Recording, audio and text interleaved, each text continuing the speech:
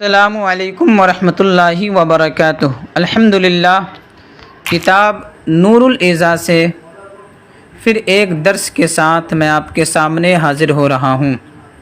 چونکہ پچھلے درس میں ہم وضو کے احکام کے بارے میں پڑھ رہے تھے، اس کا کچھ حصہ ابھی باقی ہے، آج ہم اس کو پڑھیں گے۔ عبارت میں پڑھتا ہوں، ملاحظہ فرمائیں اور سماعت کریں۔ وَسَبَبُهُ اسْتِبَاحَةُ مَا لَا يَحِلُّ إِلَّا بِهِ وَهُوَ حُكْمُهُ الدُّنْيَوِيُّ وَحُكْمُهُ الْأُخْرَوِيُّ الثَّوَابُ فِي الْآخِرَةِ۔ وَسَبَبُهُ، اور وضو کا سبب، استباحۃ، ان چیزوں کی اباحت کو طلب کرنا ہے، ما لا يحل الا به، جو حلال نہیں ہوتی مگر اسی سے۔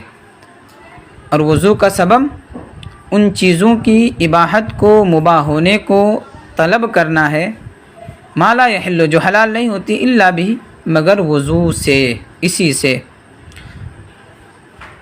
وهو حکمہ الدنیوی، اور یہ اس کا دنیاوی حکم ہے، وحکمہ الاخروی، اور وضو کا اخروی حکم، الثواب فی الآخرہ، آخرت میں ثواب ہے۔ یہ عبارت کا ترجمہ تھا۔ یہاں سے مصنف علیہ الرحمہ یہ فرما رہے ہیں کہ وضو کے واجب ہونے کا سبب کیا ہے، یعنی وضو جو واجب ہوتا ہے تو اس کے واجب ہونے کا سبب کیا ہے۔ تو فرما رہے ہیں کہ وضو واجب ہونے کا سبب اس فعل کے کرنے کا ارادہ ہے جو وضو کے بغیر حلال نہیں ہوتا۔ وضو واجب ہونے کا سبب اس کام کے کرنے کا ارادہ کرنا ہے جو کام وضو کے بغیر حلال نہیں ہوتا۔ جیسے نماز اگر آپ پڑھنا چاہتے ہیں اور آپ بے وضو ہیں تو چونکہ نماز بغیر وضو کے حلال نہیں ہوتی، تو اگر آپ نماز پڑھنا چاہتے ہیں تو اب آپ پر وضو کرنا واجب ہے۔ تو نماز یہ ایسا فعل ہے کہ اس کے کرنے کا آپ نے ارادہ کیا، تو یہ ارادہ کرنا یہ وضو کے واجب ہونے کا سبب ہے۔ اسی طرح قرآن چھونا ہے، اگر آپ بے وضو ہیں، قرآن چھونا چاہتے ہیں تو اب آپ پر وضو کرنا واجب ہے۔ تو آپ بے وضو ہیں، قرآن چھونا چاہتے ہیں، قرآن چھونے کا ارادہ ہے، تو یہ قرآن چھونے کا ارادہ کرنا یہ وضو کے واجب ہونے کا سبب ہے، کیونکہ یہ چیزیں نماز ہوں یا قرآن کا چھونا ہو، اگر آپ بے وضو ہیں تو وضو کے بغیر یہ چیز حلال نہیں ہوتی ہے۔ تو ان چیزوں کے کرنے کا ارادہ کرنا یہ وضو کے واجب ہونے کا سبب ہے۔ تو یہ فرمانے کہ وضو واجب ہونے کا سبب اس کام کے کرنے کا ارادہ ہے جو وضو کے بغیر حلال نہیں ہوتا ہے۔ جیسے نماز ہے، اسی طرح قرآن کا چھونا ہے۔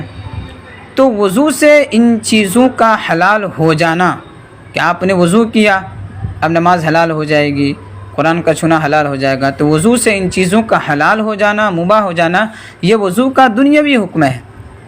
ٹھیک ہے کہ جس انسان نے وضو کیا تو اس کے لیے دنیا میں ان چیزوں کو کرنا حلال ہو گیا۔ جس نے بھی وضو کیا، جو وضو کرے گا تو اس کے لیے دنیا میں ان چیزوں کا کرنا حلال ہو جائے گا، نماز پڑھنا اور قرآن چھونا۔ تو یہ وضو کا دنیاوی حکم ہے کہ یہ چیزیں حلال ہو جاتی ہیں۔ اور آخرت میں وضو کے بدلے ثواب کا ملنا یہ وضو کا اخروی حکم ہے، یعنی آخرت میں آپ نے اس کا ثواب ملے گا تو یہ اخروی حکم ہے۔ تو وضو کے دو حکم ہیں، ایک دنیاوی حکم، ایک اخروی حکم۔ دنیاوی حکم تو یہی ہے کہ آپ نے وضو کیا تو نماز، فرض اور قرآن کا چھونا یہ چیزیں حلال ہو گئی، یہ وضو کا دنیاوی حکم ہے۔ تو یعنی وضو سے ان چیزوں کا حلال ہو جانا، مباح ہو جانا، یہ وضو کا دنیاوی حکم ہے۔ اور آخرت میں اس وضو کے بدلے آپ کو ثواب ملے گا تو یہ وضو کا اخروی حکم ہے۔ وہی فرما رہے ہیں وَسَبَبُهُ اسْتِبَاحَةُ، اور وضو کے واجب ہونے کا سبب ان چیزوں کی اباحت کو، ان چیزوں کے مباح ہونے کو طلب کرنا ہے، ما لا يحل الا به، جو وضو کے بغیر حلال نہیں ہوتا، جو چیزیں وضو کے بغیر حلال نہیں ہوتی۔ وَهُوَ حُكْمُهُ الدُّنْيَوِيُّ، اور یہ اس کا وضو کا دنیاوی حکم ہے۔ وَحُكْمُهُ الْأُخْرَوِيُّ، اور وضو کا اخروی حکم کیا ہے؟ الثواب فی الآخر، آخرت میں ثواب کا ہونا۔ اب فرما رہے ہیں وَالشَّرْطُ وُجُوبِهِ الْعَقْلُ وَالْبُلُوغُ وَالْإِسْلَامُ وَقُدْرَةٌ عَلَى اسْتِعْمَالِ الْمَاءِ الْكَافِي۔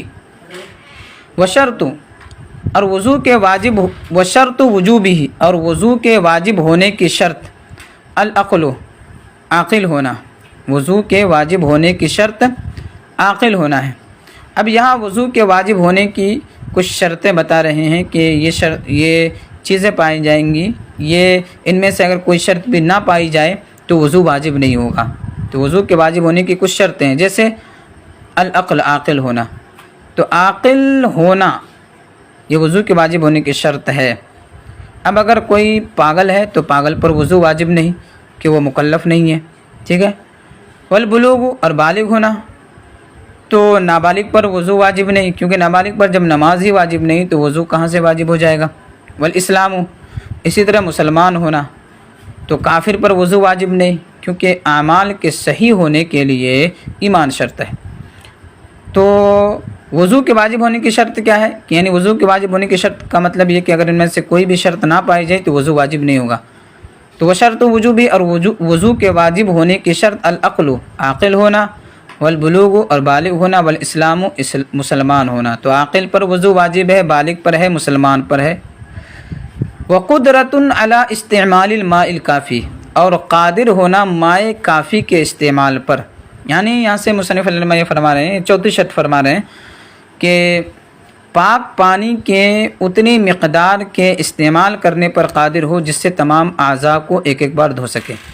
یعنی اگر کوئی انسان پاک پانی کے اتنی مقدار کے استعمال کرنے پر قادر ہو جائے جس سے تمام اعضاء کو ایک ایک بار دھو سکے تو اب وضو واجب ہو جائے گا، ٹھیک۔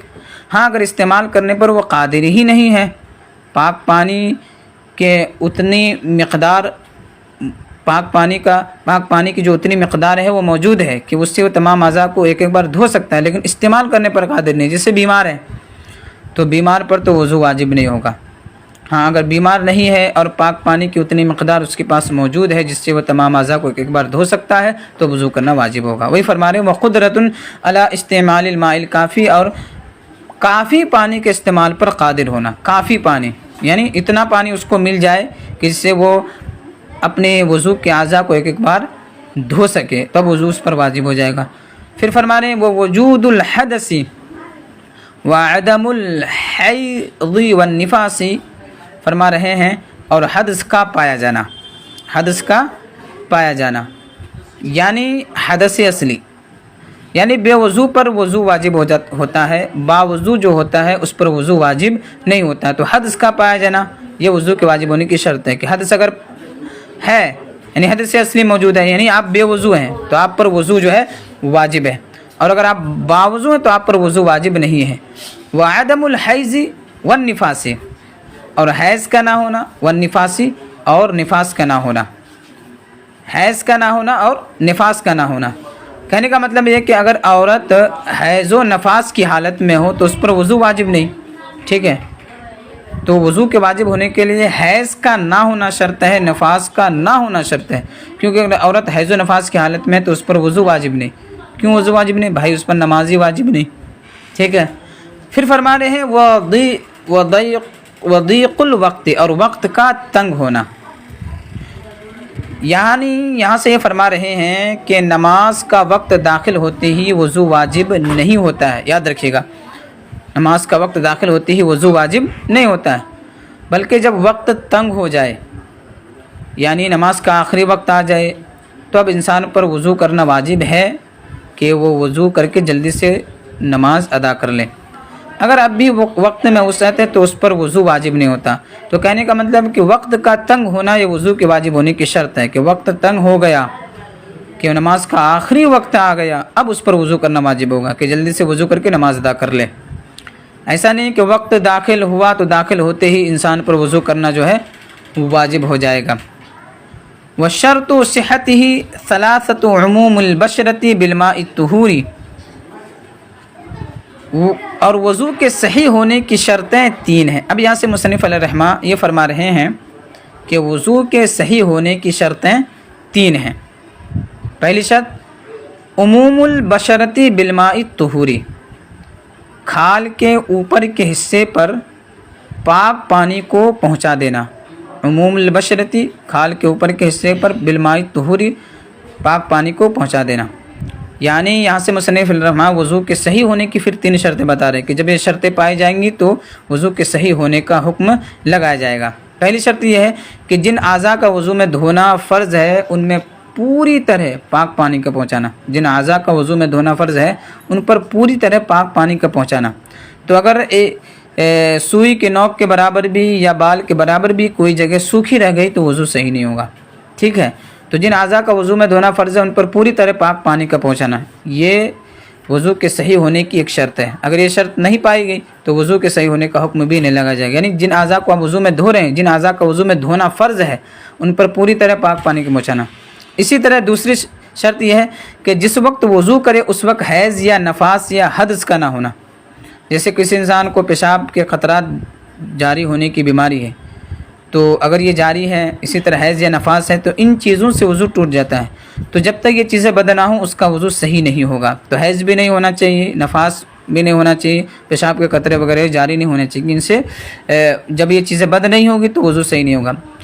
تو یہ فرما رہے ہیں وَإِنْقِطَاعُ مَا يُنَافِيهِ، اور اس چیز کا ختم ہو جانا جو وضو کے منافی ہے، جیسے حیض، نفاس اور حدث کا حدث وَزَوَالُ مَا يَمْنَعُ وُصُولُ الْمَاءِ إِلَى الْجَسَدِ، اور اس چیز کا نہ ہونا جو جسم تک پانی کو پہنچنے کو روکتا ہے، اور اس چیز کا نہ ہونا جو جسم تک پانی کو پہنچنے سے روکتا ہے، جیسے موم اور چربی۔ کہنے کا مطلب یہ ہے کہ جن اعضاء کا وضو میں دھونا فرض ہے ان میں سے کسی پر کوئی ایسی چیز نہ لگی ہو جس کی وجہ سے پانی چمڑی تک نہ پہنچے۔ مثلا اگر وضو کرنے والے نے اپنے پاؤں کے پھٹن میں موم بھر رکھا تھا تو جب تک موم کو زائل نہیں کرے گا اس کا وضو صحیح نہیں ہوگا، اس لیے کہ موم ایک ایسی چیز ہے جو جسم تک پانی پہنچنے کے لیے مانع ہے۔ اسی طرح چربی بھی لگی نہ ہو کیونکہ اس سے پانی ٹکرا کر اوپر سے بہہ جاتا ہے اور جلد تک نہیں پہنچتا ہے۔ الحمدللہ یہ ہمارا درس آج کا مکمل ہوا، انشاءاللہ نئے درس کے ساتھ پھر آپ کے سامنے حاضر ہوں گے۔ السلام